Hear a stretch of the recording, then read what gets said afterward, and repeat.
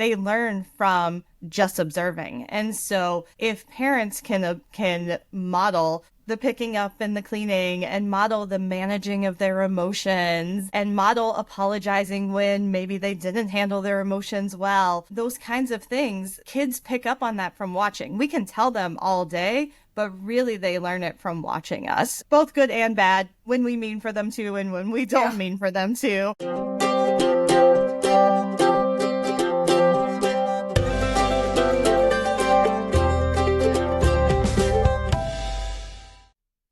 Hello, everybody. I'd like to welcome you to my podcast, Renew Motherhood. I'm Blanka Falk, I'm the host, and I have got an incredible guest here, Dr. Ashley Poklar. And yes, our topic today is what's really holding you back from being a happy modern mom. And this is all about the power of good enough parenting. So, Ashley, I'd like to hand it over to you. Please briefly introduce yourself. Who are you? Where are you from? And how do you come to this topic? Sure.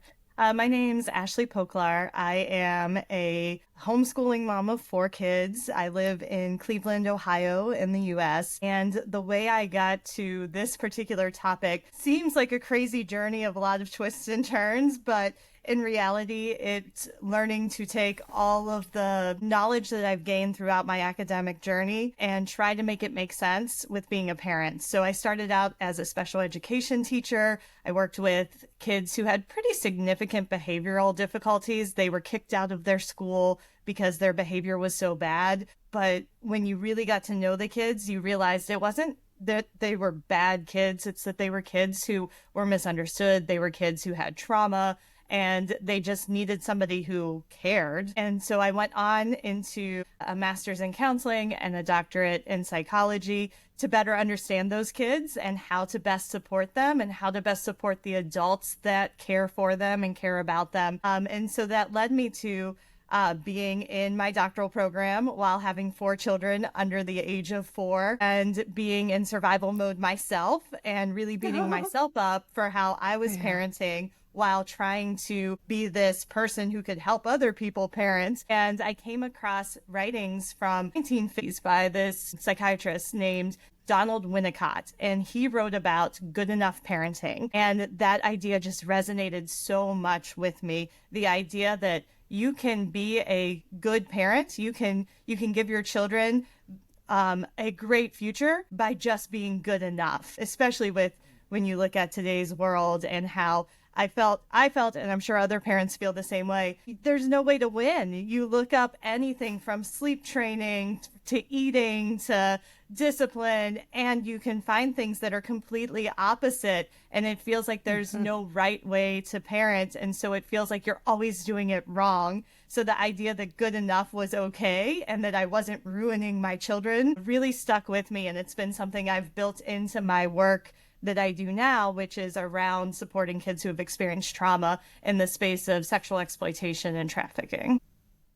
Wow, that's amazing. I love this. And you know what? I just thought, that's amazing. I love Winnicott too, because he wrote a book, I think, about I just translated, I don't know if it's the right title in American, but from game to creativity. Something like that. And this is so great. I just love it. When my husband read it and he was always telling me, look at this and look at that. It's amazing. But our topic today is good enough parenting. And what does good enough really mean in parenting today? And why is it just as powerful as striving for perfection? What's your opinion around this? So it's interesting. Good enough really, per Winnicott, simply means that you're not abusing your children. It was that simple. Good enough is not purposefully harming your child. So good enough is the idea that if something goes wrong, if there's an argument, if you discipline in a moment of anger and it wasn't the way you meant to, that you can fix it, that you can go back and have a conversation, that you can make mistakes, that you don't have to be on all the time. You don't have to be perfect all the time. And actually, the research that he did, as well as the research more modern, suggests that striving for perfection is actually worse for your child, because as you're constantly trying to be the best, best and trying to make them be the best, they're losing out on the opportunity to just be a child. They're losing out on the opportunity to learn how to navigate difficulties. So, that idea of a helicopter parent who's making the world perfect for their child, laying down all the bridges to get through all the barriers because they think that's helping their child because it's taking away the barriers. Yes, it's getting their child to that space more easily, but along the way, their child missed out on all the opportunities to learn how to handle disappointment, to learn how to handle problem solving. And at some point, they need those skills. And if they don't learn them in these low level problems, instead of a parent fixing an argument in their kindergartner's class, if they do all the problem solving for them,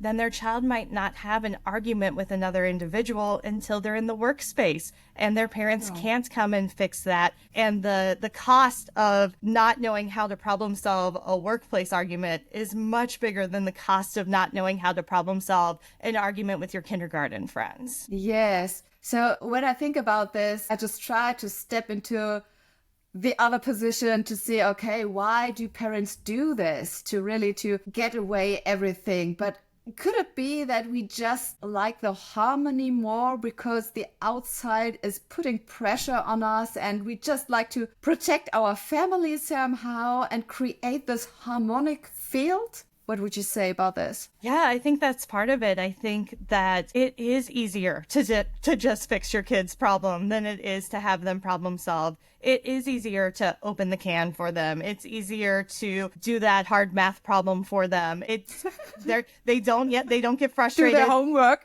Yeah, I mean, but the reality is parents do, and they do it because they worked all day, they come home, they're tired, the kid's tired, and it's easier to just do it for them than it is to continue to fight with them about homework that really isn't that big of a deal for anybody. And so it's this constant battle of what hills are worth dying on. Do you have the time and the energy to let them figure it out? And I will point out, the good enough says you can pick and choose. It doesn't have to be let them figure out every problem. It's just let them figure out some. So you can wait until it's a weekend and you have the emotional energy to suffer through that process with them. Or you can say, you seem really upset right now. Now is not the time to let you figure out how to self-soothe. I will help you calm down now, and we'll do it on a lesser problem. So it doesn't have to be an all or nothing. That's part of why we're in this predicament to begin with, is because as parents, especially as moms, we're constantly told that it is all. We have to be all in all of these parts of our lives. And so our family tends to be the place where we're like, you know what? I'll just make it harmonious because at least I have some calm in this space and I can control this space to some extent. Yeah, so I'm just thinking about tidying up the children's room, which is always a discussion. Yeah. So sometimes I just said, okay, leave me alone. I will tidy this. Not to argue anymore, not to have the stress. Okay, please do it, and to lead somehow. And sometimes I'm just full and say, no, the easy way is just let me go in and tidy everything up. So you don't have to do it. Do something what you like and let me fix this. Yeah. But that's true. They have to learn. Actually, I'm as a role model, I have to, sometimes I think I have to guide them in the right way. Not to just from above to say, okay, I'm the mom. I'm telling you what you have to do, but somehow to like a Mary Poppins model. I love this. To say, okay, let's make fun of it. Can we create something here that it makes fun so that it becomes easier to do, right? What would you say? Yeah, absolutely. So kids learn more. Humans in general learn more, but especially kids, because their brain is wired to learn that way when they're younger, especially. They learn from just observing. And so if parents can model the picking up and the cleaning and model the managing of their emotions and model apologizing when maybe they didn't handle their emotions well, those kinds of things, kids pick up on that from watching. We can tell them all day, but really they learn it from watching us, both good and bad, when we mean for them to and when we don't mean for them to. It's happening regardless of if we're aware of it. So we might as well use that awareness to our advantage. Yeah, yes, it would be a better way. How would you say, how can moms learn to identify when they've reached good enough and let go of the pressure to do more? Yeah, that's a hard one because of the pressure that comes from all of the places. And so really that's more of an internal thing of being willing to decide for yourself as a parent what good enough means. Because if you're looking for the definition of good enough, and it comes from anybody but you, that's not your definition of good enough. And you'll still be working towards something different than what feels natural for you. So I find, and I use this in my work and in my personal life a lot, that living according to your values really makes a difference in your level of contentment, in your level of motivation.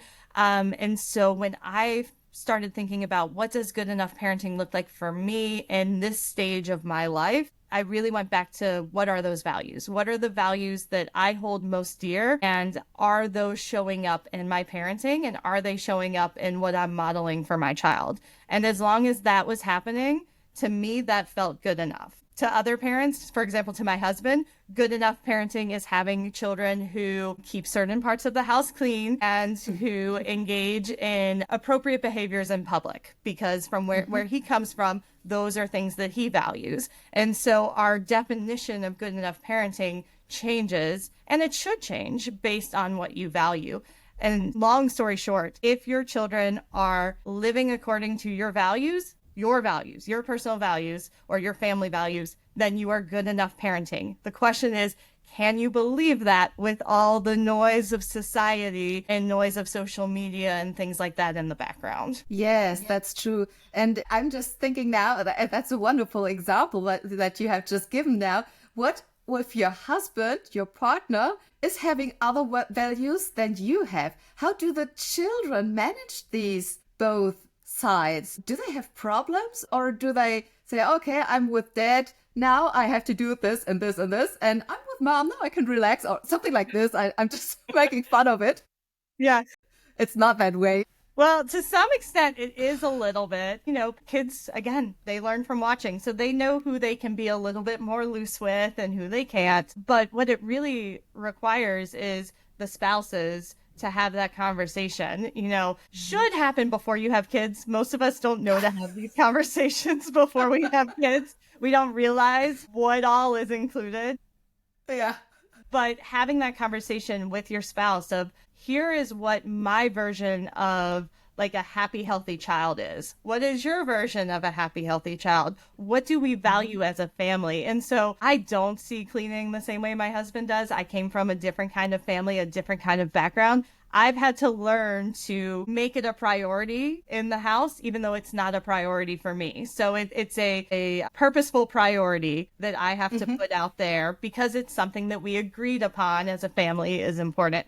And he has to do the same thing for the more kind of emotional side of things. He's not the empathetic kind of person. We're definitely the opposites attract kind of thing. And so he has to work really hard on the having conversations about when things go wrong. He wants to just be like, it's wrong, we fixed it, we're done. And I'm like, no, we have to have a conversation about how we fixed it and where we are and repair the relationships. And so we both are working kind of from opposite ends to Yes. blend those priorities. And so the goal is that through good enough parenting, both sets of priorities become just our children's natural value system that they gain from living with us. But I think that's wonderful to really to live the opposite, so your children are able to choose. They get to learn both sides, and so they can say, okay, I would like to position myself more here, or I like to go with this opinion or with this mindset or whatever you like to call this.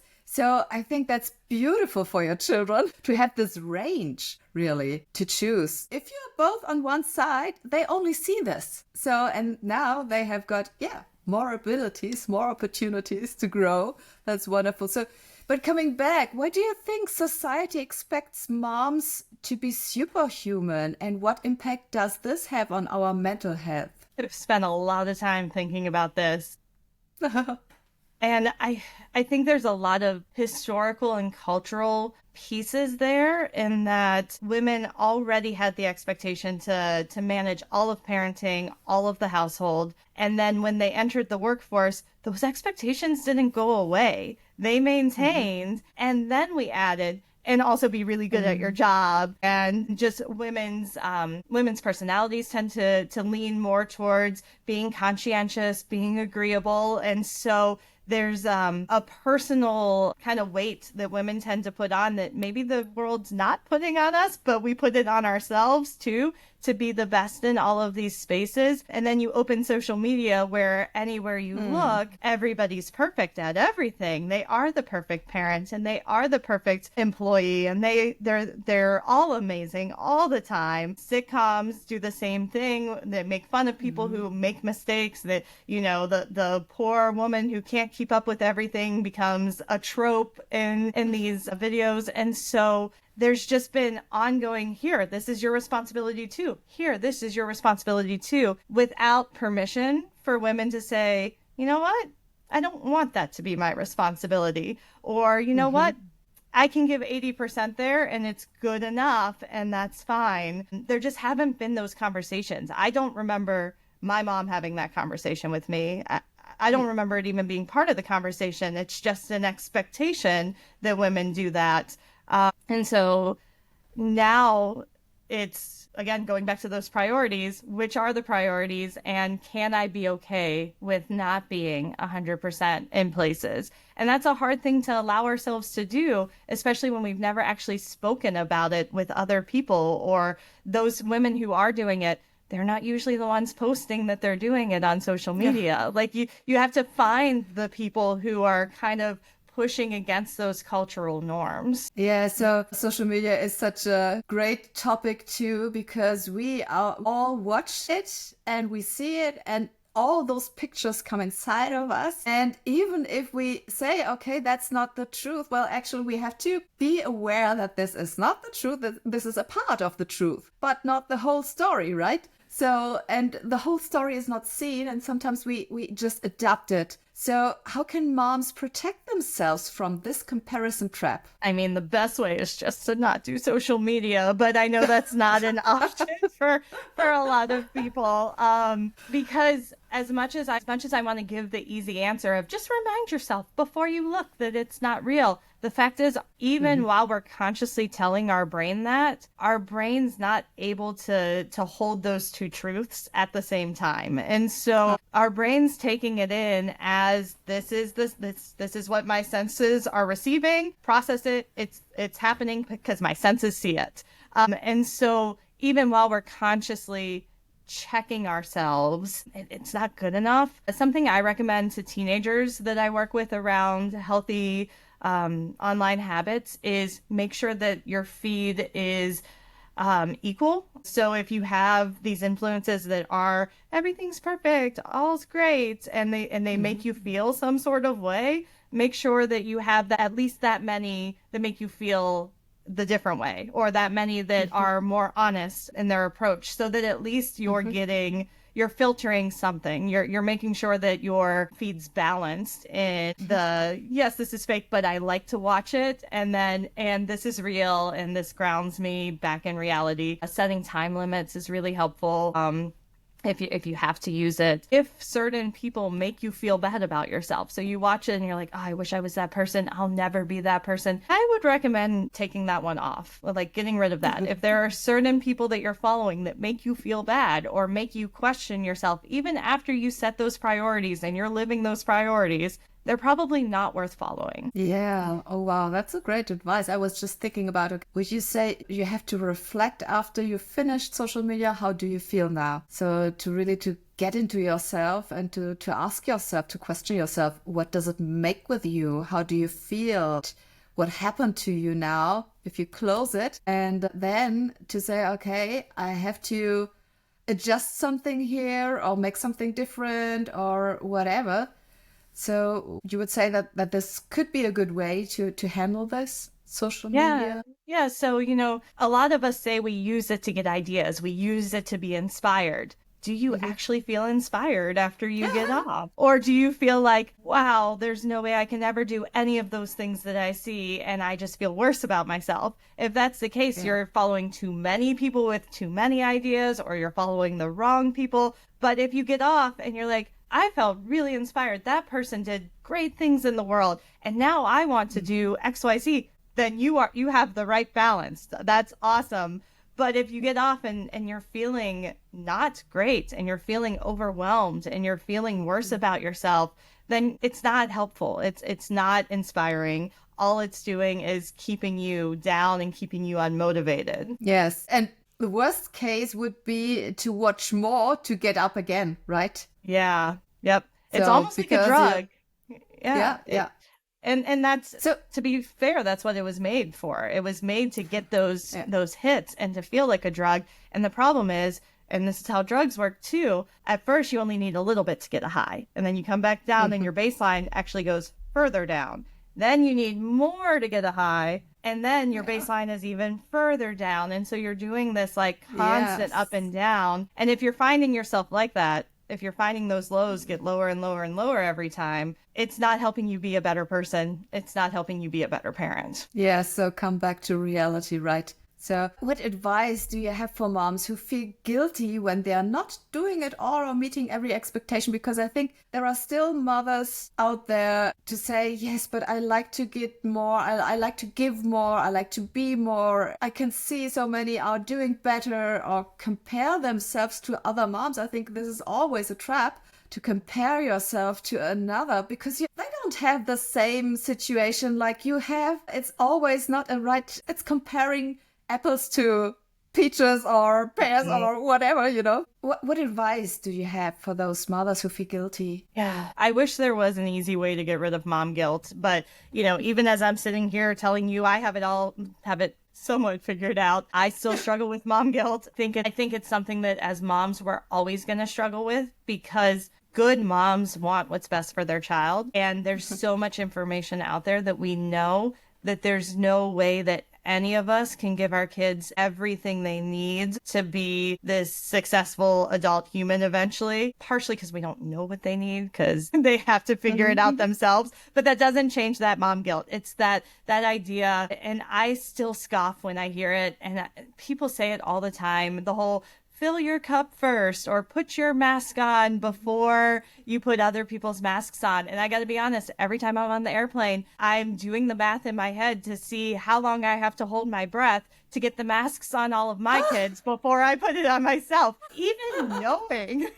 knowing that you're supposed to, but mom brains don't work that way. And so it has to be a really conscious catch and correct, because the initial response is always, I'll give you everything I have because you are mine and I want you to be good, better than me. And so to challenge that, we have to be aware. We have to catch those moments of, okay, that happened and I gave up what I was doing to help them do this. How else could that have played out? Or, there was my kindergartner was fighting with another kindergartner and I just hated to see them sad. So I fixed that problem. It's that afterwards, that challenging myself of, is that the best way to handle that? Are there other ways to handle it? And so it's being constantly aware, and kind of just questioning yourself. And there's not a right way to do it. There's not a wrong way to do it. There's several right ways to do it, and probably several wrong ways to do it. And I say this to my psychology students a lot, because their counseling is similar to parenting, where there's lots of different approaches. And the reality is you can use a lot of them and get to the same endpoint. And one's not better than the other. It's just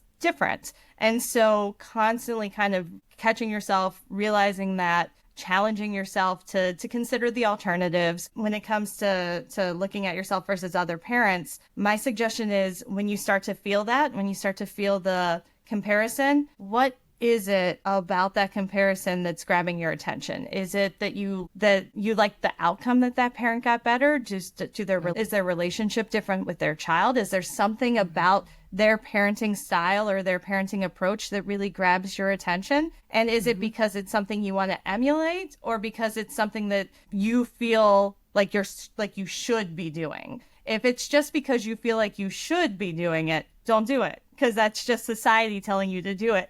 But if it's, I really like how they talk to each other. I like that their daughter feels safe and comfortable going to them about this. Then maybe there's something that you can borrow from that parent. It doesn't have to be the whole style, but if they're getting a different outcome that you want, then maybe there is something you can grab.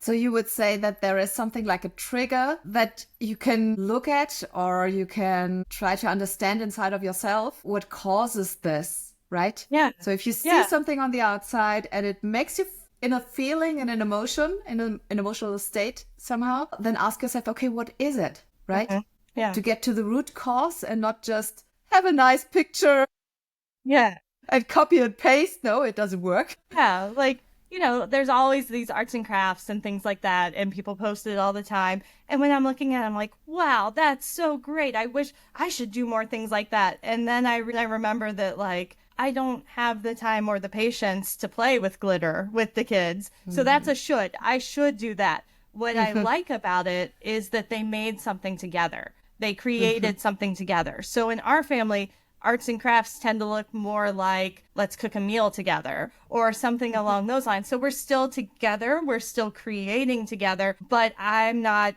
doing the things that don't bring me joy and don't make me a good parent, because Yes. glitter all over the floor. Again, cleanliness is a priority in our household from the other side. So glitter never goes well in our household. But I can get that same feel of we created together and we're spending time together to this end point by making a meal together. Yes, right. And I can totally relate because I have got 4 daughters. And without glitter, I think this household doesn't work without glitter. But it's always the best after this. What would you say that striving to be the best actually hurt the relationship between parents and their children? And if so, why? Absolutely. So if you're constantly worrying about being the best parent, then anytime that things go wrong, it's not just a normal, my kid had a developmental misstep or something, again, a lot of these things are normal developmental problems that kids are supposed to have. But if we're constantly tying our self-worth as a human being to our ability to parent perfectly, then everything that goes wrong, because things will go wrong, is not just normal going wrong. It's we did a bad job as a parent. So, for example, my son took a long time to walk, and I was in school for psychology. And so in my mind, I should know how to make him develop appropriately. And maybe something's wrong with him. And it could be autism, or it could be this, or it could be that. And I really needed somebody to be like, whoa, slow down. And I felt so much judgment. Again, not from his pediatrician. She's like, no, you're fine. He still has a couple months to figure it out. Not from my husband. He's like, he's good. But just from myself and from what I thought a good parent does to make their child develop. And I'm at work too much and I'm at school too much, and it's all my fault that he's not walking because I should be there with him making his legs move. And because I was trying to be so perfect and I was tying my sense of self to it, not only was he still not walking and I was feeling bad about myself, but I was starting to feel resentful and irritated towards him that he wasn't figuring it out. Yes, I can relate to this too. So if I have got my children here and sometimes I think, okay, it's my fault. I should have been more with you. I should have done this better. And then actually my 10 years old just tells me, Mom, it's not your fault. And I say, oh, what have I done? So that she is telling me, okay, so I could decide, I could do this. And it gives a pressure on her even more to say, okay, I have to fix this because Mom feels guilty. And this is so bad. I think this is, I don't want anyone to be in this place. It's not good, but we are all humans, right? So we are not perfect. That's it. So we can talk about it or try to fix it and make it better in the next time, to not say, okay, I have to do everything. I have to be perfect. And if not, so, but your children pick this up from you, right? So it doesn't help. So yeah. What's one good enough parenting habit that you recommend to all moms for reducing stress and increasing connection? Yeah. So, number one is that awareness. That self-awareness plays such a big role in this. We've talked about it multiple times throughout the last half hour or so. But another one that I think we usually don't engage in unless we're really purposeful with it is those conversations afterwards, those processing conversations. So when there is that moment where things didn't go the way that you hoped they would, or didn't go the way you wanted them to, or your child struggled to problem solve, or you problem solve for them and caught it afterwards, any of those kinds of spaces, having a conversation afterwards with your child goes a really long way. Again, it's that modeling, but it's also rebuilding the relationship. So any places where there were strain on the relationship, that's where you can come back together and kind of reprioritize, come back to baseline, remember what those values were that you were living by, and point out or acknowledge the places where maybe those actions didn't quite align with the values. So using the example that you gave, that's that conversation with your daughter afterwards of, you know what, it's not your job to make me feel better. That's not what you should do. I could have done this or this differently. I could give myself some grace, those kinds of things. And just having that conversation, you probably thought it in your head, but very seldom do we think it in our head and say, okay, this is how we'll do it better next time. So an added step is actually having that conversation and co-creating how you do it better next time with your child. Yes, that's wonderful. I love this because that's true, to make this conversation inside of your head, but not put it out and really have this conversation. Or even if I just say 2 or 3 words instead of a whole conversation, to think, okay, I told her. No, I haven't told her. I just put out a few words, and might be that she didn't understand even. So a conversation is a little more to get into this, right? So that each party can agree or even better understand. I would say to understand this. And if you have to explain to a 10-year-old, it's different than you can explain to an adult, right? So you have to change the wordings, or how you can tell. This is so wonderful. Thank you so much. It's a great reminder. Yeah. For moms who feel like they're not doing enough, what's a daily reminder they can give themselves to feel reassured? Again, I can't make the mom guilt go away. I can't make that pressure go away. But if you have that list of values, and each night before you go to bed, you look at it and you ask yourself, did I live my values? Did I parent according to my values? And the answer is yes, then you're winning, because that means that you're purposefully parenting. You're not just winging it. You're not just reacting constantly. It might feel like it in the moment, but if you're doing it according to your value system, then you're doing it purposefully. Your day of parenting was a win because it related directly to the things that you identified, or you and your partner identified as being what equals a good parent and what leads to the kind of children that you want to raise. And so I find that's an easy way to just kind of check yourself and be like, okay, I'm still on track. It felt way off track most of the day, but that one thing I did today after dinner, that saved the day. And if you find yourself kind of stressed out by that idea, do it before dinner so that you have time to autocorrect in between before dinner and bedtime, and make sure that you get one of those things in, or start your day looking at that list and build your day with that reminder. And it seems so simplistic, but we get so caught up in life and in the day-to-day that it's hard to do much of anything purposefully because we are just reacting to the world. And so if we can hold on to those values, hold on to the things that matter to us, and remind ourselves of it periodically throughout the day, even if you set a reminder on your phone and it just pops up as an alarm every couple of times per day, whatever it takes to just kind of be like, okay, yeah, minute of mindfulness, this is what matters to me. At least your next 2 or 3 actions will be influenced by that reminder. Yes, great. So I think that's a good advice, or a good reminder to use. And let's talk about you. If people just say, okay, she's doing amazing, I would love to get some help here, what's your offer, and where can people find you and reach out to you?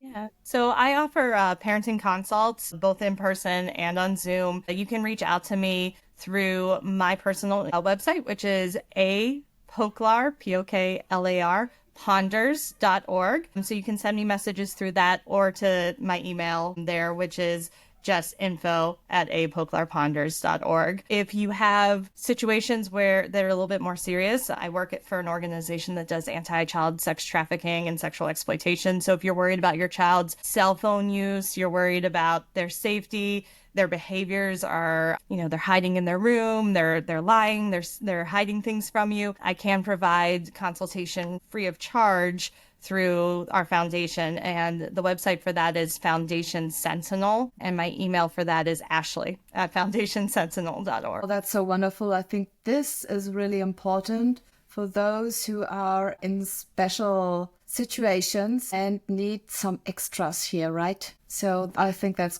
wonderful. I will place everything in the description so people can find you, reach out to you. So that's great. Thank you so much for being my guest. It was wonderful to talk to you. And yes, for all the listeners, please stay tuned, subscribe. Thank you.